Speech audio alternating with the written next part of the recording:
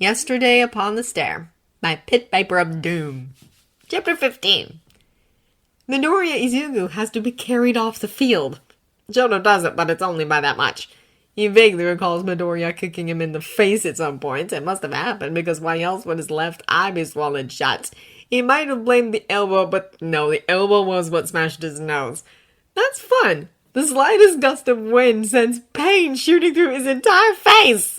To say nothing of the fact that he feels incredibly lopsided at the moment. He's fine on the right, but the left side of his body is spotty with aches and pains. His left foot feels sprained, and he has to favor it to keep from falling over.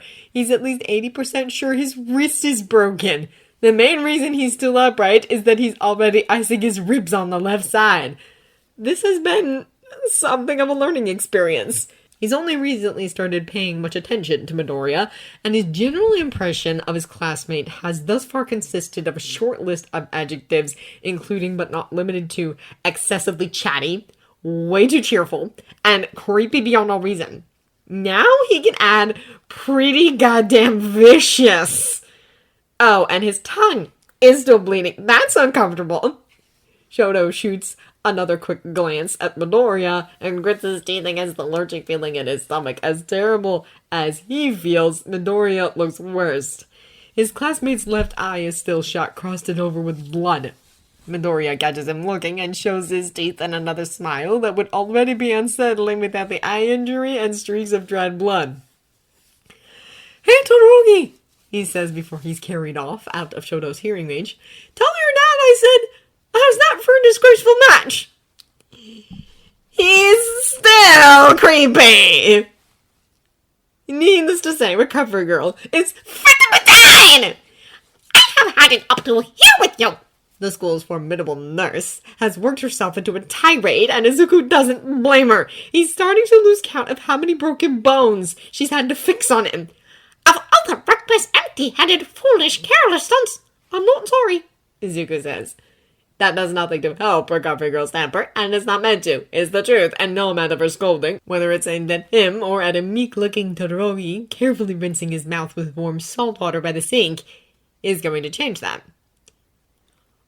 "I didn't say I was happy about it," he admits. There's gauze plastered over his left eye, and blood still congealing on much of his face. His hands are a mess, and his right arm is bleeding as well as broken. Izuku isn't sure if the ice tore into it or he hit hard enough to literally explode his arm. He's trying not to think too hard about it. Recovery Girl's doing more than enough fussing and tongue-lashing for all three of them. He half expects Ray to get snippy with her for yelling at him, but so far all she's been doing is staring at the tiny old lady with wide eyes. "But honestly, I'd do it again. Except try harder, probably." Recovery Girl glares daggers at him and then leaves his side to finish tending to Todoroki. She's already fixed his eye. It's no longer swollen shut, though it still looks a bit purple. "I think I'm fine," Todoroki says softly. "Todoroki, I am really not in the mood." "No, I mean your quirk uses my stamina, right?" Todoroki says. "I still have to fight, so if you expect me to send you back out there with hairline fractures in your wrist and a rib cage, then you have another thing coming, young man." Recovery Girl snaps. "Okay," Todoroki concedes, "but I still need all the stamina I can keep." "Spare me from reckless boys who think I'm a miracle worker," Recovery Girl mutters. "Fine, I'll leave your nose alone, provided you at least let me splint it." "Yes, ma'am." "I'd like to give that present like a piece of my mind," Recovery Girl goes on as she carefully examines Todoroki's nose. "Egging you children on, making more work for me. Hold still. Can you breathe normally?" "Yes, ma'am." "Good. And as long as you aren't fighting, you might as well put your quirk to good use and ice this while you can." Todoroki winces as she fixes a small splint in place. "And speaking of your quirk, in the future, be more careful about how you use it on your classmates. A little harder and you could have caused serious damage to Midoriya's eye, and believe me, eyes are tricky, especially when he already has a shattered arm to worry about." Izuku sees Todoroki shrinking on himself just a little and speaks up. "It's not his fault." "Oh, believe me, I'm not finished scolding you either," Recovery Girl grumbles. "There," she says to Todoroki. "That will do for now." She motions for him to leave. "Go on, I have at least 30 bones to rebuild in your classmate's arm." Todoroki leaves without a word. On his way out, he's nearly trampled when Uraraka, Ida, Tsuyu, and the Neta come barging in, but he manages to slip past them and out of sight. And Rebecca's voice pitches above the rest, though she's hanging behind the other three. Mika's wrapped in her arms, so she probably isn't sure a cat is allowed in Recovery Girl's medical ward. That was extremely reckless, Midoriya, Ida adds. What on earth were you thinking, continuing the fight in that condition? Seriously, says Suyu. You two ripped up the arena so bad they've called a break to do repairs. It was freaking scary, Venena pipes up. But Recovery Girl is having none of it. Out, all of you, she says imperiously. I'll send him out when he's fit to be walking around again, but until then, I need all of you out. His friends call out quick goodbyes before they're shooed from the room. The only one of his friends who's still with him is Rei, though she's keeping well away from any medical equipment. All Might isn't here, though considering that both he and Todoroki got dragged in, that makes sense. True to her word, she has to put him under while she fixes his arm. His dreams are unsettling and strange as always, and he wakes up groggy to find Rei is in his face like cats. Startled, he yelps and feels Recovery Girl's hand on his shoulder. Don't move too much, she warns. Are you all right? Yeah, he says. Weird dream. Blinking, he looks around and sees that the room is a touch more crowded than before. All Might and Miss Shimura came in at some point.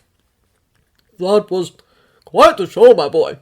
All Might sighs. He looks weary as he steps forward, giving Recovery Girl a generous berth. There's a brow-beaten look on his face, and Izuku is abruptly aware of how he's probably spent the last few minutes. You missed it, Shorty, Miss Shimura says, confirming his guess. She really chewed him out. Izuku makes a non-committal noise as he sits up, and Recovery Girl helps him gingerly put on a shirt. He notes that his left eye is still bandaged. How do you feel, my boy? Izuku asks him. Like I got hit by a train, Izuku answers. But I derailed the first car in the process, so who's the real winner? He winces as Recovery Girl fits a sling on him. I mean, it's the train, obviously, but at least there's a dent on the bumper.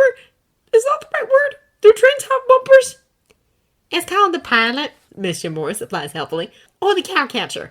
Right, cowcatcher, that's it. All Might heaves a sigh. I can't praise you for going so far, my boy, he says. I don't want to see you destroying yourself anymore, especially not in a mock fight. With his good arm, he reaches up and gently touches the gauze on his face. Didn't feel very mock. Recovery Girl lightly spots his hand away. Your eye is fine, she assures him gruffly. I didn't use my quirk on it because considering the state of the rest of you, I had to prioritize. It's going to scar because that's what happens when you heal the slow way. And that's not the only thing. She points to his injured arm and he looks. For the first time, he notices the scarring on his arm and hand. His fingers look slightly crooked. There's only so much that my quirk can do. Your arm is still perfectly functional, but permanently warped. She glares at him, holding his gaze so that he can't look away. Now you listen to me. I'm not going to be healing any more injuries like this, understand? She glares at All Might. This isn't working for him. You will find another way for him to learn how to use that quirk. All Might nods. Izuku is quiet as they leave. His arm still aches, and Rei is careful to avoid touching it. First part of the fight was pretty damn good, though, Miss Shimura tells him. It was nice to see that the past couple weeks' training stuck. She pats his good shoulder. You did good up to the part where you exploded your own arm. Really wailed on that kid. Izuku stops in the hallway. All Might notices immediately and pauses with him. The fault is mine, All Might says before Izuku has the chance to speak. True, you went too far, but if I were about to teach you, I would probably have found a way. It's not just that, Izuku interrupts. It's just... His throat feels tight. Part of him wants to cry a little, but not so much that he's actually going to. I feel bad for thinking this, but sometimes I just wish I had a useful quirk for fighting. I mean, without one for all. Because then I could actually hold my own without...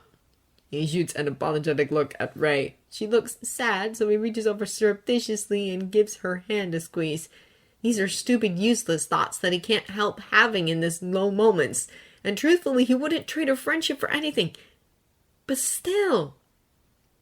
How is it your fault? I know, Izuku says. I know, and there's nothing I can do about it. I just... Let me tell you something. All Might's hand comes to rest on his shoulder. Before I received one from my predecessor, I was also quirkless. He twitches at the also and slowly raises his head to look at All Might. Really? Yes. All Might smiles a little. It wasn't as rare as it is now, but it still wasn't common. You never said. He's not sure if he's saying this to All Might or to Miss Shimura. Did she even know? How long did she know All Might before she died? You never asked. All Might presses his shoulder gently. So I can understand your frustration, my boy. And in spite of your difficulties, you have a good start. I saw you at the beginning of the match.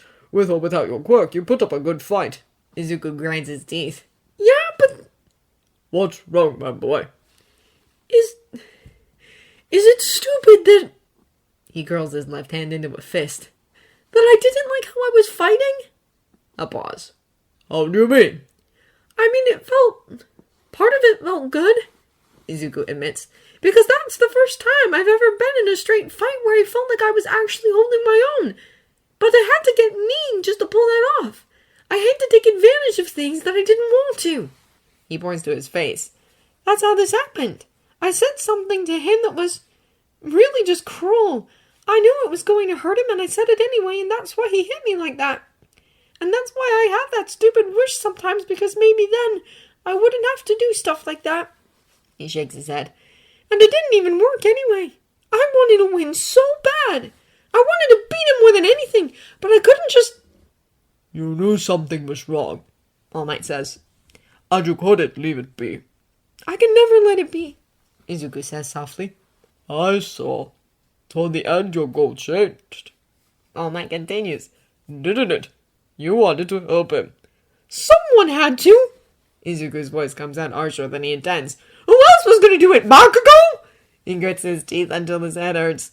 And that's why I can't be sorry for how it turned out. Even if I wanted to win, even if you don't approve, even if it was a stupid thing to do, and none of his problems had anything to do with me, because if you know something's wrong and you know you can do something about it, isn't it your responsibility to help? All Might is quiet for a moment. You know, He says at last. I think you just summed up what it means to be a hero in one sentence. Izuku looks up to find All Might shaking his head with a smile. Butting into problems that have nothing to do with you is a cornerstone of heroics. So, while I can't scold you for being reckless and for hurting yourself so badly in the process, I can't scold you for your reasons. I might have done the same in your place. Hey, Beans Bro, Miss Shimura adds. When he says might have, he means definitely would have in a heartbeat. Just thought I should know. Izuku smiles. His feelings on this whole mess are confusing and contradictory and hopelessly snarled, but at least he can smile when Miss Shimura makes a joke. They're almost to the stadium again when he hears Ray's warning hiss. He turns to find her stopped at the entrance to an adjoining hallway, glaring down it with her hair stirring as if in a breeze. White ghost light emanates from within her mouth. He's nearby, she signs, and a familiar rumbling voice drifts down the hall. There's too much distance for Izuku to make out words or feel the heavy pressure in his skull that he'd felt when that voice was shouting in his face. The angry one's yelling at him. He can't hear, but it still hurts him. Movement flashes at one of the doorways in the connecting hall, and a familiar ghostly woman appears as if she's been thrown. Suzuki looks about as disheveled as an incorporeal spirit projector can look. Oh, Kamara, stop it! She calls into the room. He hasn't done anything to you! Midoriya? All Might's voice draws his attention, and he realizes he's stopped in the middle of the hallway too. Are you? I'll catch up, Izuku says. You go on ahead, I'll be out in a bit. I just need to check something. Are you sure you're... Yup. Izuku's already walking into the hallway, signing to Ray as he goes. Make sure he doesn't follow me. He's not, is her answer. He's walking away. Kiddo, what do you think you're doing? All Might isn't following him, but Miss Shimura is. If this is about what I think this is about, keep in mind your arm's useless, and this guy wall slammed you less than an hour ago.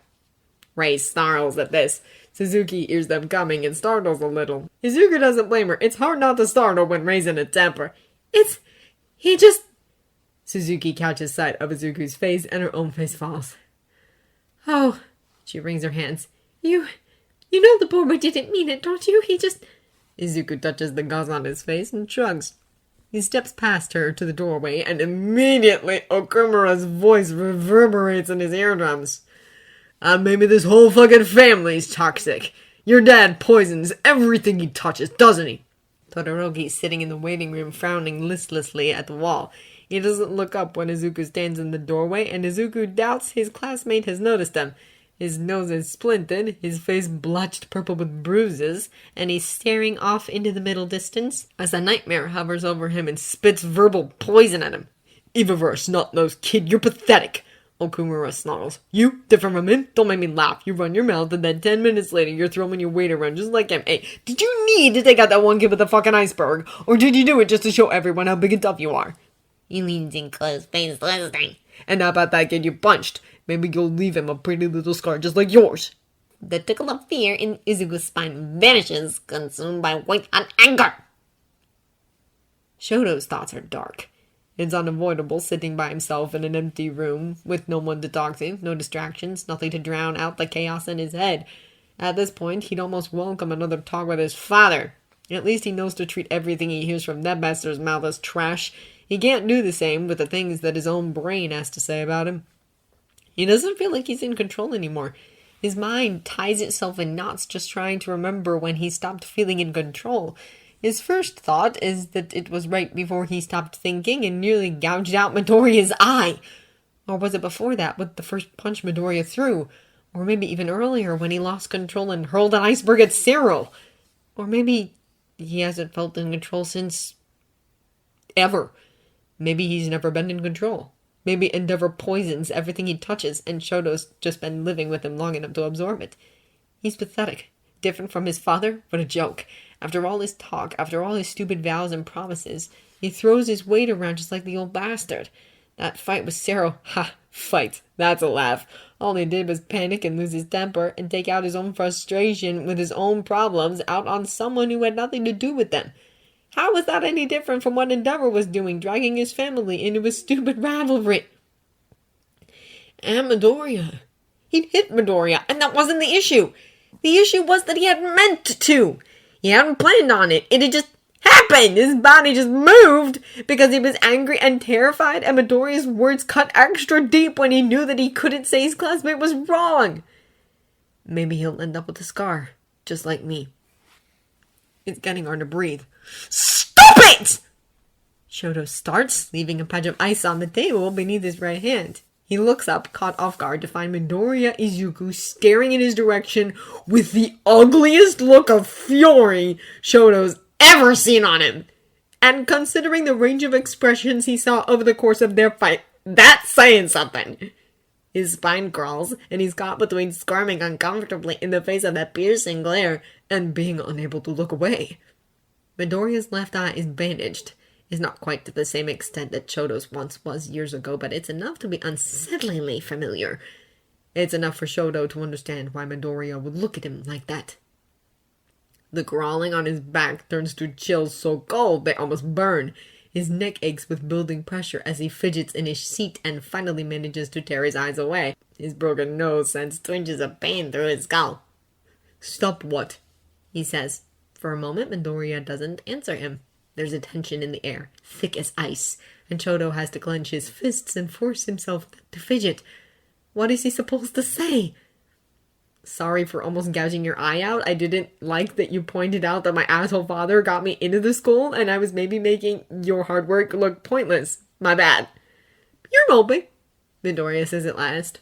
Which is fine. Nothing wrong with that. He pauses. Unless it's about me, is it? Shoto doesn't answer. He hopes that's enough of an answer by itself. Another stretch of silence passes between them. Shoto keeps his eyes fixed on the tabletop and doesn't look at Midoriya's face again. What do you want, Midoriya? He doesn't even need to look at Midoriya's face. He can feel his classmate's eyes, or just one eye now, burning a hole in the back of his head. Just looking for my cap, he answers after far too long a pause. Oh, Shoto says. Well, it's not in here. Midoriya lingers at the doorway a moment longer before answering. I'll leave you alone, he says stiffly, and Shoto doesn't move again until Midoriya's footsteps are already fading away. Okumura was angry enough that it made him strong. Izuku could tell, because it had taken both Rei and Miss Shimura working together to drag him away from Todoroki. He could tell because when they did, and when Okumura had lashed out at them and at Todoroki and anything that moved within his reach, Todoroki had felt it. He felt something, at least, and it looked like it had hurt. It's a miracle that Izuku kept his temper as well as he did. Izuku hadn't watched Rei haul Okumura out of the room with Miss Shimura's help, but he wouldn't have needed to. Okumura is making enough of a racket to lead him right to them. All he has to do is follow the screams of rage and the trail of blinking lights. The hallway is empty of life when he catches up to them. Rei's gone all eldritch horror again, writhing with darkness and terror and ghost lights and twisting tendrils of black hair. The fluorescent panels nearest to them are more like strobe lights as they face off. Miss Shimura keeps well back, but Suzuki hiding behind her. If Okumura was in a mood before, then he's boiling mad now. Tangling with Rei slows him down, but he still throws himself toward Izuku, trying to claw at him, while Rei bites at his heels. How dare you! Izuku keeps walking forward. Midoriya! Miss Shimura mutters, but Izuku doesn't stop until he's almost nose to nose with Okumura and hissing his own venom in the poltergeist's distorted face. How dare you! Izuku can get mad, too. He can get so mad that his eyes get hot and his heart goes stony and his voice gets cold, colder, and even colder. I don't care what you have against Endeavor, he says, and his voice doesn't shake. He's too angry to be anything but dead still and calm. I don't care what he did to you or how he hurt you. His voice lowers, harsh and quiet, but as steady as a head man's axe. I don't care if he spat in your face and murdered you in cold blood. Don't you ever use me as an excuse to hurt one of my classmates. You'd side with that bastard, son? Okumura snarls. The fear does its best to creep up Izuku's back, but his anger turns his insides to ice and the cold makes him numb. He has nothing to do with your grudge. Izuku spits back. Our match had nothing to do with your grudge. So don't you dare use it to bully him! Okumura gives a wordless growl. Why do you hate him so much? Izuku demands. Endeavor, what did he do? How did he cause your death? At first, the furious ghost doesn't answer beyond more twisted screaming. Izuku waits until he gets some of that rage out of his system. He's a patient person, and after a minute or so, it pays off. They had us cornered, Okumura replies, his voice choked and raspy. The police had us cornered. What we did was stupid, and we knew it. We knew it. His voice changes. The shadows settle. His face settles. For a moment, Izuku sees a man. He's young, even younger than Aizawa-sensei. He looks less angry than frustrated, sad. We were desperate, we were tired, we were... He stiffens and twists, as if the memory causes him physical pain. Maybe it does. We were scared. We wanted to stop. We were ready to stop. We were ready to give up, turn ourselves in. His voice catches, and he steels himself again. The shadows gather around him once more, and his face flickers and melts back into a nightmare. And then he showed up! Endeavor, Izuku says softly. It took too long for him. He got impatient. He broke the standoff, and everyone spooked. He turned it into a shootout. I ran away, and someone shot me in the back. His form flickers, and for an instant, Izuku can see the hole in his chest where the bullet punched right through. I don't know who shot me. Maybe it was some cop. Maybe it was one of my buddies. But I don't care. I'm dead because of him. But not because of Todoroki, Izuku says flatly.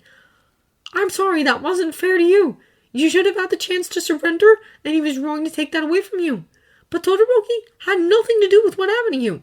Like father, like son. It'll happen again. The bastard raised his brat to hurt people. I don't believe that, Izuku retorts. And even if that was true, it's none of your business what he does. It has nothing to do with you, and you have no right to talk about him like that when you're mad at Endeavor for taking away your second chance. He is angry still, and he lets it burn in his eyes while his mouth stretches into a smile that shows all his teeth. Leave him alone, or I'll make you sorry you didn't move on the second you died. A growl rumbles deep within the poltergeist, and he vanishes the moment Izuku blinks. On instinct, he checks his surroundings. His classmates thus far have been more tolerant than the ones in his previous schools, but the last thing he wants is for someone to walk in on him spitting threats into empty air. The hallway around him is devoid of life. Izuku takes a deep breath and lets it out again. Holy shit, kid! Miss Shimura whispers. That was... Suzuki's voice trails off. Ballsy! Miss Shimura finishes for her. Izuku rubs his face with his good hand, careful not to disturb the bandaging over his eye. He feels tired. I'm going out to the bleachers, He says maybe Uraraka or Ida won't mind if he dozes off on one of their shoulders. Or maybe the excitement of the matches will wake it back up, or at least distract it from everything and let it forget for a while how heavy the dead can be.